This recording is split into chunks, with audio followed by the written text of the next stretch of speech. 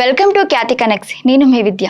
ఆంధ్రప్రదేశ్ రాజకీయాల్లో వైఎస్ఆర్ కాంగ్రెస్ పార్టీ అధినేత వైఎస్ జగన్మోహన్ రెడ్డి నిర్ణయాలు, ఆయన చుట్టూ ఉండే వ్యక్తుల వ్యవహార శైలి ఎప్పుడూ ఒక హాట్ టాపిక్. కూటమి ప్రభుత్వం అధికారంలోకి వచ్చిన తర్వాత వైసీపీకి చెందిన పలువురు నాయకులు, అధికారులు రకరకాల చట్టపరమైన ఇబ్బందులను, విచారణలను ఎదుర్కొంటున్న సంగతి తెలిసిందే. ఈ నేపథ్యంలో జగన్ తన పాత కోటరిని పక్కన పెట్టేస్తున్నారని, చట్టపరమైన కేసుల్లో ఇరుక్కున్న వారికి దూరంగా ఉంటున్నారంటూ ప్రత్యర్థి వర్గాల నుంచి పెద్ద ఎత్తున ప్రచారం సాగింది. అయితే నిన్న విశాఖపట్నంలో జరిగిన స్టీల్ ప్లాంట్ బాధితుల పరామర్శ పర్యటనలో ఈ ప్రచారాలన్నిటికీ చెక్ పెట్టేలా కొన్ని దృశ్యాలు ఆవిష్కృతమయ్యాయి. జగన్ వెంట ఆయనకు అత్యంత నమ్మకస్తులైన ఇద్దరు వ్యక్తులు నీడలా నడవటం రాజకీయ వర్గాలను ఆకర్షించింది. వారిలో ఒకరు రిటైర్డ్ ఐఏఎస్ అధికారి ధనుంజయ రెడ్డి కాగా, మరొకరు జగన్ వ్యక్తిగత సహాయకుడు K Nageswar Reddy alias KNR. ఈ పరిణామాల వెనుక ఉన్న అసలు రాజకీయ విశ్లేషణ వివరాలను ఇప్పుడు పరిశీలిద్దాం.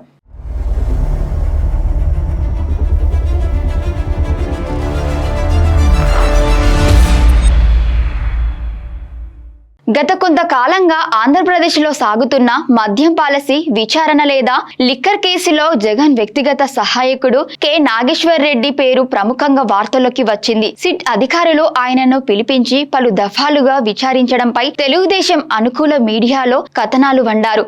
ఈ విచారణల నేపథ్యంలో జగన్ అప్రమత్తమై నాగేశ్వర్ రెడ్డిని తన వ్యక్తిగత విధుల నుంచి తక్షణమే తొలగించారని, ఆయనకు తాడేపల్లి ప్యాలెస్ లోకి ఎంట్రీ లేదంటూ ఒక బలమైన ప్రచారం స్క్రీన్ పైకి తెచ్చారు. కానీ నిన్నటి విశాఖ పర్యటనలో ఆ కథనాల్లో ఎలాంటి నిజం లేదనే విషయం స్పష్టమైంది. ఎప్పటిలాగే జగన్ పక్కనే ఉంటూ ఆయనకు సంబంధించిన అపాయింట్మెంట్లు, ఫైళ్లను పర్యవేక్షిస్తూ కేఎన్ఆర్ ప్రత్యక్షమవడంతో ప్రచారాలన్నీ అవాస్తవాలని వైఎస్ఆర్సీపీ శ్రేణులు వాదిస్తున్నాయి.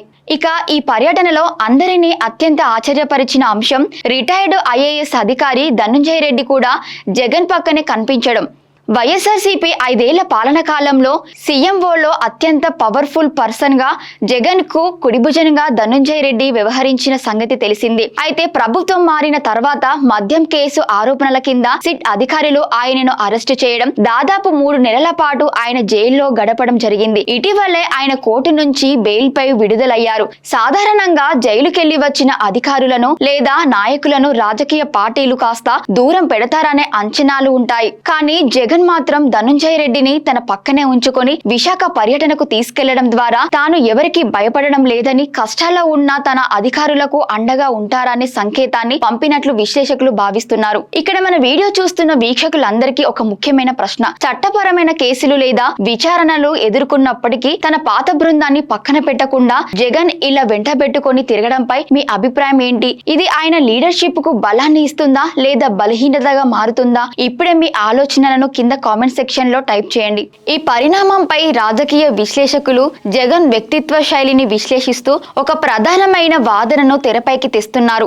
జగన్ ను నమ్ముకొని పనిచేసిన వాళ్ళని, ఆయన కోసం ఇబ్బందులు పడిన వాళ్ళని ఆయన అంత ఈజీగా వదిలేయరు. ఈ లక్షణం ఆయన రాజకీయ ప్రస్థానంలో ఒకవైపు అతిపెద్ద ప్లస్ గా, మరోవైపు మైనస్ గా మారుతుందనే చర్చ నడుస్తోంది. వైఎస్ఆర్సీపీ శ్రేణుల వర్షన్ ప్రకారం నాయకుడు కష్టకాలంలోని అండగా ఉండాలంటే నమ్మకం ఉంటే క్యాడర్ మరియు లీడర్లు ప్రాణాలకు తెగించి పనిచేస్తారు. ఇది పార్టీలో అంతర్గత విశ్వసనీయతను విపరీతంగా పెంచుతుంది కాబట్టి ఇది పెద్ద ప్లస్ పాయింట్. కానీ పొలిటికల్ ప్రత్యర్థుల వర్షన్ మరియు విమర్శకుల ప్రకారం ఆరోపణలు ఎదుర్కొంటున్నా లేదా జైలుకు వెళ్లి వచ్చిన వ్యక్తులను పక్కన పెట్టకుండా ఇలా బహిరంగంగా సంఖలో పెట్టుకుని తిరిగితే అది ప్రత్యర్థులకు మరిన్ని పదునైన ఆయుధాలు ఇచ్చినట్లు అవుతుంది. అవినీతిని ప్రోత్సహిస్తున్నారంటూ విమర్శించడానికి వీలు కలుగుతుంది కాబట్టి ఇది జగన్ కు పొలిటికల్ గా మైనస్ అవుతుందనే వాదన కూడా బలంగా ఉంది. మొత్తానికి విశాఖపట్నం పర్యటన ద్వారా వైఎస్ జగన్మోహన్ రెడ్డి కేవలం ఉక్కు బాధితులనే పరామర్శించలేదు, రాష్ట్ర రాజకీయాలకు ఒక పటిష్టమైన అంతర్గత సందేశాన్ని కూడా పంపారు. గతంలో తన వెంట కీలకంగా వ్యవహరించిన ప్రతి ఒక్కరూ ఇప్పటికీ తనతోనే ఉన్నారనే సంకేతాలను ఆయన క్లియర్ గా ఇచ్చారు. కేసుల భయంతోనో ప్రత్యర్థుల విమర్శల వల్ల తన కోటరిని మార్చే ప్రసక్తే లేదని తేల్చేశారు.